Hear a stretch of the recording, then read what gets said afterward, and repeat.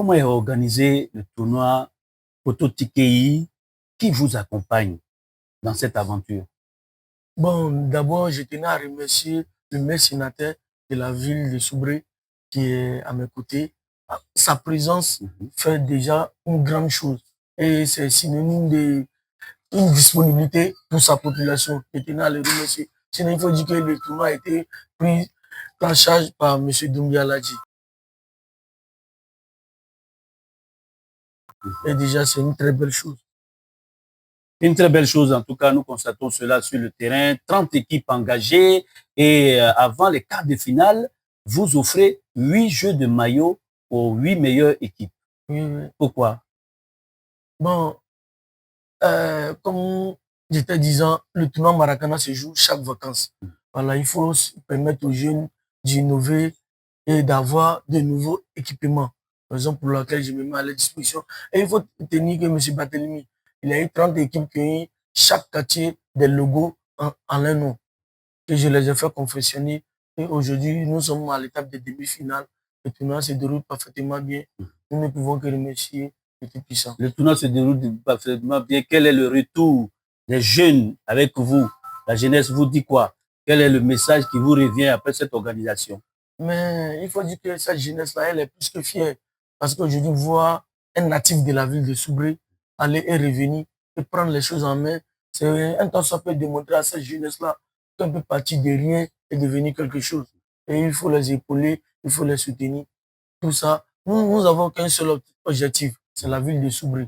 Et je m'engage vraiment à aider mes frères. À travers ce tournoi, quel message voulez-vous véhiculer à la jeunesse de Soubré?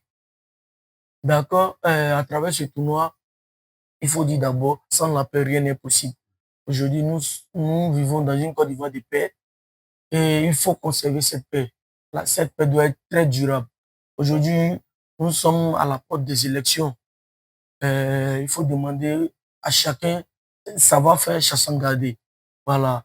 Donc, ce tournoi est en quelque sorte pour galvaniser la jeunesse à, à conserver la paix, cette paix durable. D'accord. Vous militez donc pour la paix et la cohésion en cette période électorale. C'est un message très, très important puisque la jeunesse en a besoin. Alors, pensez-vous que le sport peut, on va dire, réellement transformer la vie de Soubré? Est-ce que le sport, aujourd'hui, dans lequel vous êtes engagé, peut apporter un plus à la ville de Soubré? C'est vrai. Au-delà même de la ville de Soubré, nous avions assisté à la CAN 2023, qui a été une très belle expérience. Tandis que certains ne se parlaient pas, mais lors de cette CAN, pour ne pas dire lors de cette fête nationale, nous nous sommes tous réunis devant nos petits écrans. Et ça a été une fête auquel tout le monde a adhéré. Donc, il faut dire que le sport est un facteur de paix. Et à travers le sport, on arrive à communiquer. À travers le sport, on arrive à se parler. Donc, il faut un temps soit peu passer par ce sport-là, qu'il soit le maracana ou le football grand poteau. D'accord. Donc, vous avez, à vous entendre, ça veut dire on peut dire que vous avez un rêve pour s'ouvrir. Quel est votre rêve pour s'ouvrir? D'accord.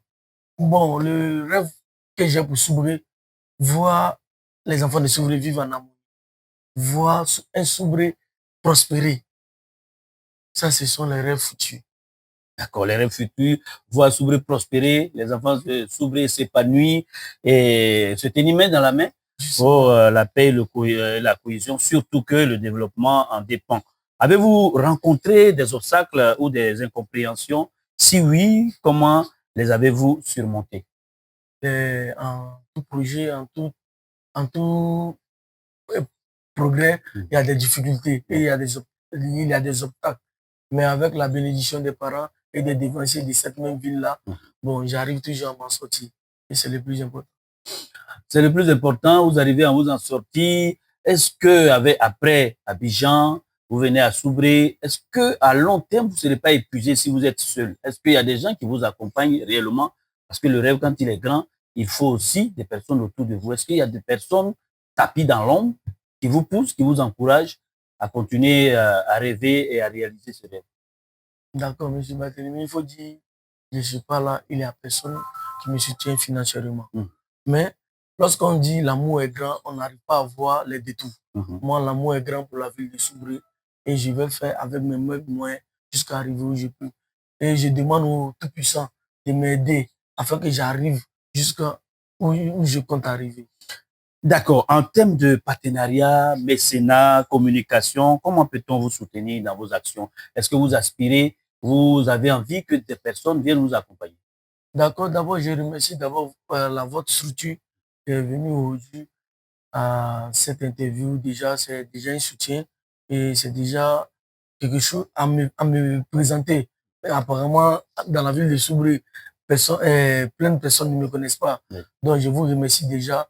À travers ces différentes communications, je crois que déjà, ça va faire grande chose. Grande chose, c'est notre ambition, vous mettre en lumière vu des actions que vous posez. On va terminer cette entrevue avec cette question. Tout à l'heure, vous aurez votre mot à dire. Alors, quelle est votre conclusion par rapport à tout ce que nous avons dit? Un mot à la jeunesse de Soubré, à la jeunesse ivoirienne, on va dire en général. D'accord. Monsieur Barthélémy, aujourd'hui, lorsqu'on est leader, ce n'est pas vraiment facile. Il faut demander aux hommes autorités de ne surtout pas abandonner cette ville de Soubré parce qu'elle est une belle cité au fond de la Nawa. Nous sommes à 360 km de la ville d'Abidjan. Donc, essayez vraiment, un temps soit peu, de plaider pour la ville de Soubré, de ne jamais abandonner Soubré. Et aussi, il faut demander à la jeunesse. Nous sommes tous responsables face à nos actes. Il faut respecter les dirigeants. Il faut respecter nos autorités et aussi comprendre que nous devons vivre ensemble. Il faut adopter une paix durable. Merci à vous, Monsieur Doumbia Ladji. Nous sommes très heureux d'échanger avec vous.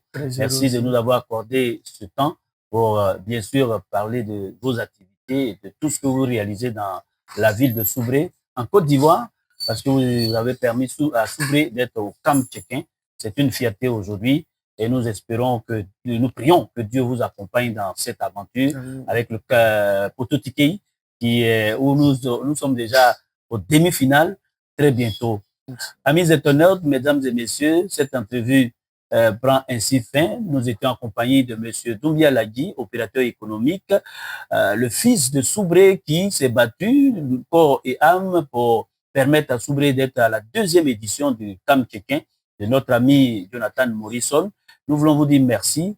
Les studios du Basse Sandra, bien sûr, ont réalisé cette émission.